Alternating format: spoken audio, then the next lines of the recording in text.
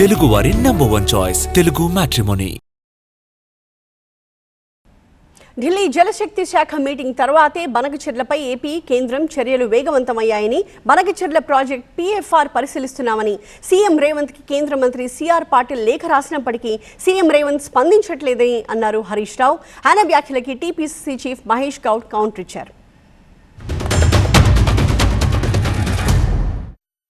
బనకచెర్లకు ఆ మీటింగ్కు పోయిండు, కమిటీ వేస్తామనగానే గంగిరెద్దులే తలుపుపోయిండు.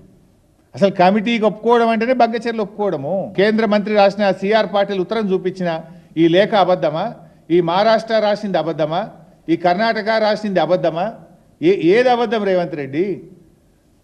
కేంద్ర ప్రభుత్వం నుంచి 20 రోజులైనా ఉత్తరం వస్తే నువ్వు ఎందుకు ఈ రోజు వరకు దానికి కౌంటర్ ఇయ్యలేను? అట్టెట్లా చేస్తావు అప్రైజల్ అని సిఆర్ పాటిల్కి లెటర్ రాగానే రిప్లై ఇస్తావా ఇవ్వవా? నువ్వు ఢిల్లీకి పోయి గట్టి కొట్లాడవా? వాళ్ళు వినకపోతే సుప్రీంకోర్టు పోతావా పోవా? ఎందుకు పెదవులు మూసుకున్నావు? ఎందుకు భయపడుతున్నావు?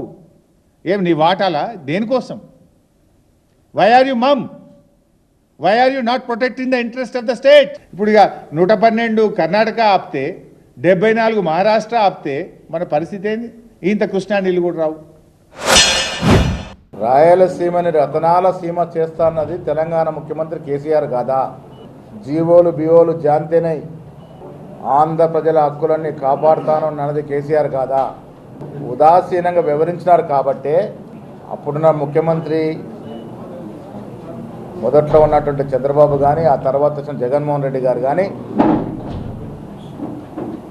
ఆ ఇద్దరితోనూ కేసీఆర్ గారు కలిసి భోజనాలు చేయడం, వినోదాలు చేసుకోవడం, వీరి యొక్క ఉదాసీనత వల్లనే అక్కడ జీవోలు ఇవ్వడం జరిగింది.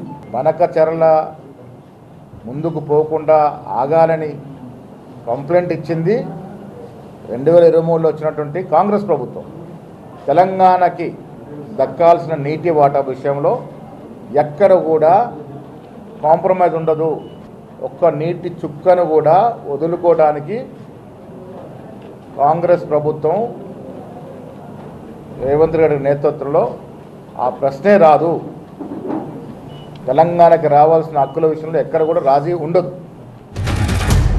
తెలుగువారి #1 చాయిస్ తెలుగు మ్యాట్రిమోనీ.